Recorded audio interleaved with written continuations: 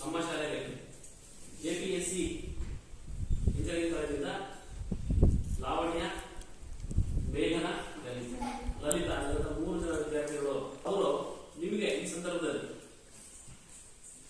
ಈ ವೃತ್ತಿ ಮಾರ್ಗದರ್ಶನ SSLC ಎಕ್ಸಾಮ್ ಮುಗಿದ ಮೇಲೆ ಮುಂದೆ ಯಾವ್ಯಾವ ಕೋರ್ಸ್ಗಳಿದೆ ಮತ್ತೆ ಆ ಕೋರ್ಸ್ಗಳಲ್ಲಿ ಯಾವ್ಯಾವ ಸಬ್ಜೆಕ್ಟ್ಗಳು ಇರ್ತವೆ, ಆಗ್ತಕ್ಕಂಥ ಉಪಯೋಗಗಳಿದೆ ಅಂತಕ್ಕಂಥ ವಿಚಾರಗಳನ್ನ ಈ ಸಂದರ್ಭದಲ್ಲಿ ತಿಳಿಸ್ಕೊಡ್ತಾರೆ. ಸೊ ಅವ್ರಿಗೆ ಈ ಕಾರ್ಯಕ್ರಮಕ್ಕೆ ನಮ್ಮ ಶಾಲೆಯ ಪರವಾಗಿ ಆತ್ಮೀಯ ಸ್ವಾಗತವನ್ನ ಬಯಸ್ತಾ ಇದ್ದೇವೆ.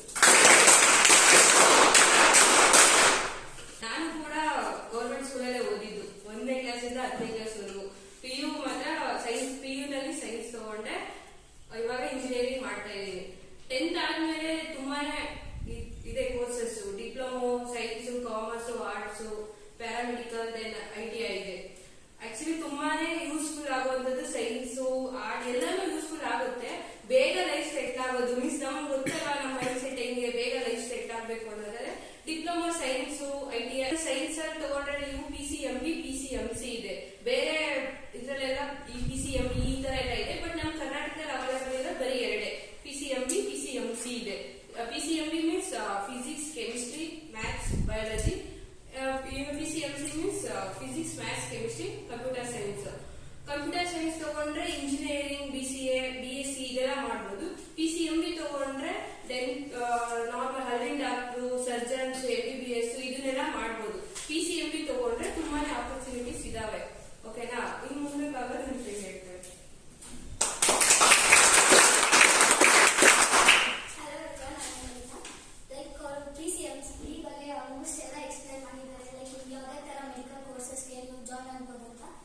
PCMC ಅಂತಂದ್ರೆ ನೀವು ಆಲ್ಮೋಸ್ಟ್ ಇಂಜಿನಿಯರಿಂಗ್ ಜಾಯ್ನ್ ಆಗ್ಬೋದು. ಇಂಜಿನಿಯರಿಂಗ್ ಅಲ್ಲಿ ತುಂಬಾ ಮೂವಿಂಗ್ಸ್ ಇದೆ, like arts, hardware, software, mechanical, civil, ನಿಮ್ಗೆ ಯಾವ ಥರ ಬೇಕಾದ್ರೂ ಆಪರ್ಚುನಿಟಿನ ಚೂಸ್ ಮಾಡ್ಕೋಬಹುದು.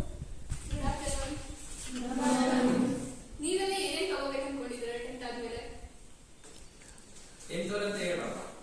ಯಾರ್ಯಾರಿದ್ದಾರೆ 10th ಅಲ್ಲಿ ಹೇಳ್ತೀನಿ. ಏನೇನು ತಗೋಬೇಕು, ಏನೇನು ಇಂಟ್ರೆಸ್ಟ್ ಇದೆ ಹೇಳಿ. ನಿಮ್ಗೆ ಏನ್ ಇಂಟ್ರೆಸ್ಟ್ ಇದೆ? ಆರ್ಟ್ಸ್, ಸೈನ್ಸ್, ಕಾಮರ್ಸ್, ಡಿಪ್ಲೊಮಾ 4ರಲ್ಲಿ ಚಾಯ್ಸ್ ಮಾಡಿ ಹೇಳಿ. ITI ಜಾಸ್ತಿ ಹೋಗಲ್ಲ ಅನ್ಕೋತೀನಿ. ಏನ್ ಇಂಟ್ರೆಸ್ಟ್, ಏನ್ ತಗೋಬೇಕು ಅನ್ಕೊಂಡಿದ್ದೀರಾ ನೀವು? ಡಿಪ್ಲೊಮಾ, ಆಮೇಲೆ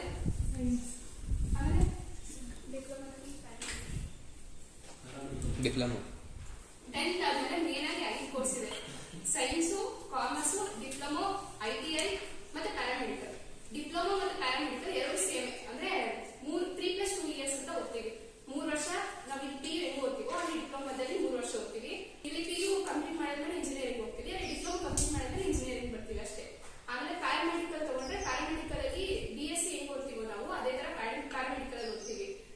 ಕಾಮರ್ಸ್ ಮತ್ತೆ ಸೈನ್ಸ್ ತಗೊಂಡ್ರೆ 2+3 ಇಯರ್ಸ್, ಇವಾಗ 4 ಇಯರ್ಸ್ ಇಂಜಿನಿಯರಿಂಗು, ಸೊ 2+4 ಇಯರ್ಸ್ ಆ ತರ ಇರುತ್ತೆ.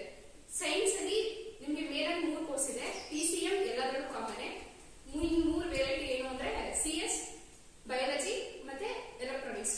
ಬಯಾಲಜಿ ತಗೊಂಡ್ರೆ ನಿಮ್ಗೆ ತುಂಬಾ ಬ್ರಾಂಚಸ್ ಇದೆ, ಲೈಕ್ ಅಗ್ರಿಕಲ್ಚರ್ ಹೋಗ್ಬೋದು, ಡೆಂಟಿಸ್ಟ್ ಹೋಗ್ಬೋದು, ಆಮೇಲೆ ಬೇರೆ ಬೇರೆ ಫೀಚರ್ಸ್, ಅಗ್ರಿಕಲ್ಚರ್ ಹೋಗ್ಬೋದು, ನರ್ಸಿಂಗ್ ಮಾಡ್ಬೋದು, ಆತರ ಬೇರೆ ಬೇರೆ ಆಪ್ಷನ್ಸ್ ಇರುತ್ತೆ. ಕಂಪ್ಯೂಟರ್ ತಗೊಂಡ್ರೆ ಇಂಜಿನಿಯರಿಂಗ್ ಆಗಬೇಕು, ಇಲ್ಲಾಂದ್ರೆ ಡಿಗ್ರಿ BCA, BSc ಆತರ